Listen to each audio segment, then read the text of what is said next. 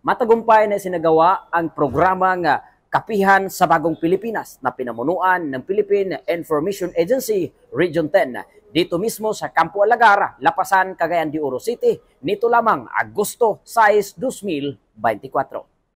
Nakiisa Police Regional Office 10 kasama ang Philippine Information Agency Northern Mindanao at dinaluhan ng iba't iba pang kilalang media personality sa Cagayan de Oro City. Pinangunahan ang aktibidad na ito ni Police Brigadier General Ricardo G. Layog Jr., Regional Director ng Police Regional Office 10, kasama ang regional staff at command group ng Police Regional Office 10. Ito ay programa ng ating Pangulong Bongbong Marcos Jr.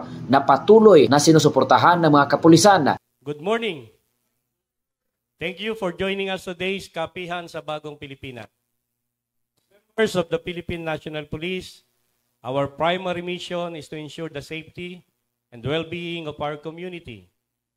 In the light of recent events and ongoing discussions about public safety and policy, we want to take this opportunity to highlight and outline our commitment to serving the people of Northern Mindanao with excellence, integrity, and transparency.